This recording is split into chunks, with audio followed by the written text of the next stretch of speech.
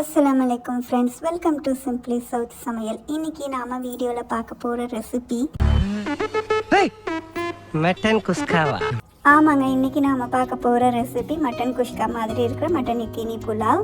So இது நம்ம செய்கிறதுக்கு முன்னாடி நம்ம ஒரு ப்ராத், அதாவது சூப் மாதிரி ஒன்று செய்யணும். அதுக்கு நம்ம நல்லா எலும்போடு சேர்ந்து இருக்கிற மட்டன் எடுத்துக்கலாம். அது கூட நான் ரஃபாக சாப் பண்ணியிருக்கிற வெங்காயம், இஞ்சி பூண்டு பேஸ்ட்டு, பட்டை கிராம்பு, ஏலக்காய், முழு மிளகு, பே லீஃப், உப்பு தேவையான அளவு,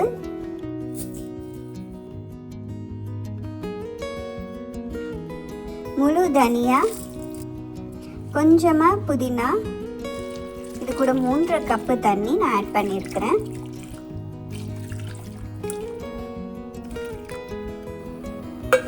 இது நல்லா விசில் விட்டுக்கணும். எனக்கு ஒரு 3 to 4 விசில் வந்தது. நல்லா மட்டன் சாஃப்டாகவும் வெந்திருக்கணும், ஆனால் எலும்போடு இருக்கணும், சேர்ந்து இருக்கணும், எலும்போடு தனியாக வரக்கூடாது. அந்த பக்குவத்தில் மட்டனை வேக வச்சுக்கலாம். புலாவ் செய்கிறதுக்கு எண்ணெய், நெய் சேர்த்துட்டு அதில் சூடானதுக்கப்புறம் பட்டை கிராம்பு, ஏலக்காய், வெங்காயம் போட்டு நல்லா வதக்கிக்கலாம். வெங்காயம் நம்ம நார்மல் பிரியாணி செய்கிற அளவுக்கு இருக்கக்கூடாது, ஓரளவுக்கு ஃப்ரை ஆகணும். இப்போ நம்ம மட்டன் ப்ராத் ரெடி ஆகிடுச்சு, சூப் ரெடி ஆகிடுச்சு. பாருங்கள், மட்டன் சூப்பராக வெந்திருக்கு பக்குவமாக. இந்த மாதிரி தான் இருக்கணும். ஸோ இதை நம்ம வடிகட்டி எடுத்துக்கலாம்.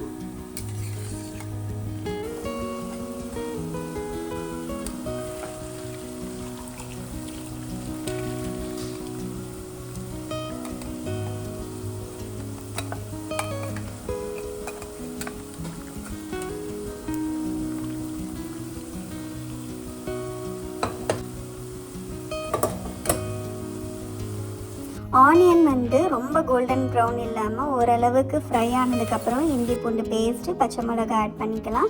என்னோடது மீடியம் ஸ்பைசி பச்சை மிளகா, ஸோ நான் 8 ஆட் பண்ணியிருக்கிறேன். உங்களுக்கு காரம் இன்னும் தேவைப்பட்டுச்சுன்னா இன்னும் அதிகமாக ஆட் பண்ணிக்கோங்க. உங்களுடைய பச்சை மிளகா காரமாக இருந்ததுன்னா கம்மி பண்ணிக்கோங்க. ஸோ இதை நல்லா வதக்கிக்கலாம். பொடியாக நறுக்குன்னு கொத்தமல்லி இலையை ஆட் பண்ணிக்கிறேன்.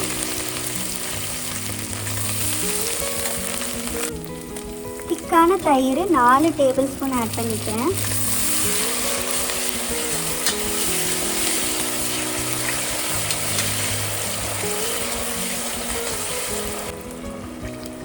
இப்போ இதில் இருக்கிற அந்த ஹோல் ஸ்பைசஸ்லாம் ரிமூவ் பண்ணிவிட்டு வெறும் மட்டன் பீசஸ் மட்டும்தான் நம்ம ஆட் பண்ண போகிறோம். ஏன்னா அந்த முழு தனியாலாம் நம்ம புலாவில் சாப்பிட்றப்போ டிஸ்டர்பன்ஸாக இருக்கும்.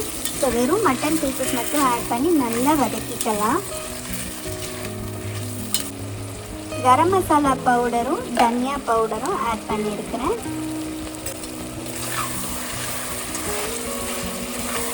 இதையும் சேர்த்து நல்லா வதக்கிக்கலாம். நல்லா நெய் பிரிஞ்சு வருது பாருங்கள்.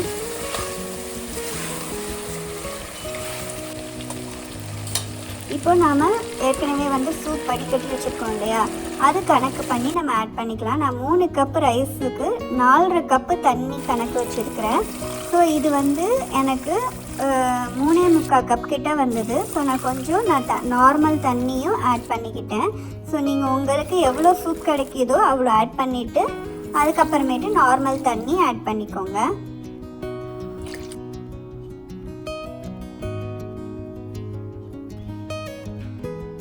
இப்போ நல்லா கலந்து விட்டுட்டு உப்புலாம் சரி பார்த்துக்கலாம். உப்பு கம்மியாக இருந்ததுன்னா உப்பு நம்ம தேவையான அளவு ஆட் பண்ணிக்கலாம். நான் பச்சை மிளகாய் இன்னும் 2 சேர்த்துருக்கிறேன்.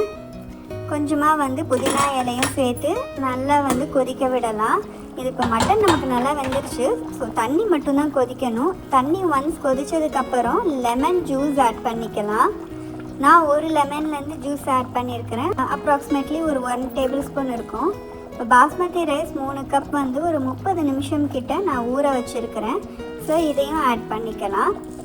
இப்போ நீங்கள் லஞ்ச் பாக்ஸ்க்கு எடுத்துகிட்டு போகிறீங்க அப்படின்னா இந்த ப்ராத் மட்டனோட சேர்த்து அந்த தண்ணி இருக்கு இல்லையா, அந்த ப்ராசஸ் வரைக்கும் செஞ்சு கூட நீங்கள் ஃப்ரிட்ஜ்லேயே நைட்டு வச்சுட்டு காலையில் எழுந்திரிச்சு நல்லா கொதிக்க வச்சு இந்த ரைஸ் ஆட் பண்ணிவிட்டு நம்ம தம்முக்கு விட்டோன்னா சூப்பராக வெந்துடும். நீங்கள் லஞ்ச் பாக்ஸ்க்கு எடுத்துகிட்டு போகலாம், ஸ்கூலுக்கோ ஆஃபீஸ்க்கோ எடுத்துகிட்டு போகலாம். இப்போ உப்பு செக் பண்ணிவிட்டு தேவையான அளவு ஆட் பண்ணிக்கலாம்.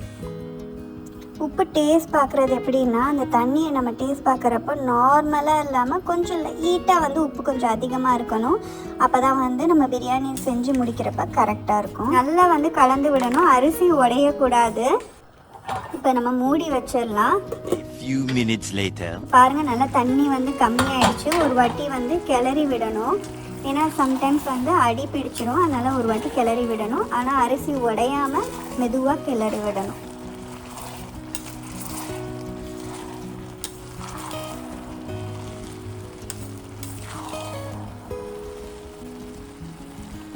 இப்போ இது வந்து நல்லா வந்து சரிசமமாக்கி பாருங்கள், தண்ணியெல்லாம் வந்து இல்லை, நல்லா சரிசமமாக்கி மூடி வச்சிடலாம். நம்ம தம்முக்கு விடுறோன்னா நல்லா வந்து டைட்டான லிட்டு போட்டு மூடி வச்சிடலாம். இப்போ நான் குக்கர்லேயே பண்ணுறனால குக்கர் மூடியை போட்டு நல்லா டைட்டாக மூடி மேலே வந்து விசில் போடுறேன். பட் விசில் வந்து நம்ம விசில் விட மாட்டோம், ஜஸ்ட் வந்து விசில் போட்டு டைட்டாக க்ளோஸ் பண்ணி லோ சிம்மில் வச்சிடலாம்.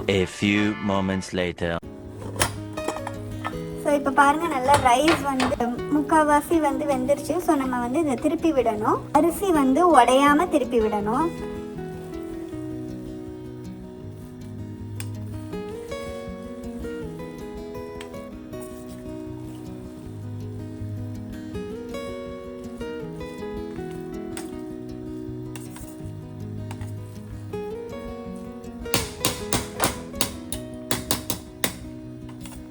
டைட்டாக வந்து மூடி சிம்மு லோ சிம்மில் வைக்கணும்.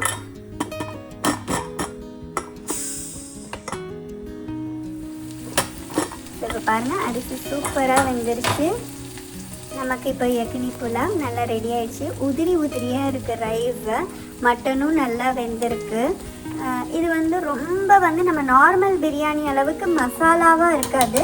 அந்த வாசனை வந்து ரொம்ப நல்லா இருக்கும், வீடே வந்து மணக்கும். சாப்பிட்றப்போவுமே வந்து நம்ம நிறைய சாப்பிட்லாம். நம்ம நார்மல் பிரியாணியை விட இந்த யக்கினி புலாவ் வந்து ரொம்ப மசாலாவாக இல்லாதனால ஒவ்வொருத்தவங்களுக்கு வந்து ரொம்ப மசாலா இருக்கிறது பிடிக்காது, குழந்தைங்களுக்கு மசாலாவாக இருக்கிறது பிடிக்காது. ஸோ அவங்களுக்கெல்லாம் வந்து இது செஞ்சு கொடுக்கலாம். டிஃபன் பாக்ஸில் வச்சு கொடுக்குறப்ப ரொம்ப நல்லாயிருக்கும் அவங்க சாப்பிட்றப்ப மத்தியானம்.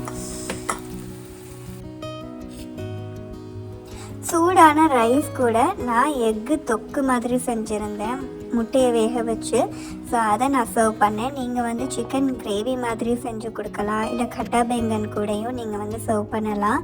ஸோ சூடாக ரைஸு, எக்கு தொக்கு, ஆனியன் ரைத்தா, நல்ல மத்தியானம் பசிக்க இதை சாப்பிட்றப்ப செம்ம டேஸ்ட்டாக இருக்கும். கண்டிப்பாக நீங்கள் ட்ரை பண்ணி பாருங்கள். வீக்கெண்ட்க்கோ இல்லை பக்ரீத்க்கு வந்து நார்மல் பிரியாணியை விட இந்த புலாவ் கூட நீங்கள் செஞ்சு உங்கள் ஃபேமிலிக்கு சர்வ் பண்ணலாம். மட்டனும் நல்லா சாஃப்டாக வெந்திருக்கு பாருங்கள். ஸோ மட்டன் கொஞ்சம், ரைஸ் கொஞ்சம், இந்த எக்கு தொக்கு கொஞ்சம், ரைத்தா கொஞ்சம் வச்சு சாப்பிட்றப்ப யம்மியாக இருக்கும். கண்டிப்பாக நீங்களும் வந்து வீட்டில் செஞ்சு பார்த்துட்டு எப்படி இருந்துச்சுன்னு எனக்கு கமெண்ட்டில் சொல்லுங்கள். ஹோப் உங்களுக்கு இந்த வீடியோ ரொம்ப பிடிச்சிருக்குன்னு நினைக்கிறேன். சப்ஸ்கிரைப் பண்ணாதவங்க சப்ஸ்கிரைப் பண்ணுங்கள். இந்த வீடியோ பிடிச்சிருந்தா லைக் பண்ணுங்கள். தேங்க்ஸ் ஃபார் வாட்சிங் மை வீடியோ.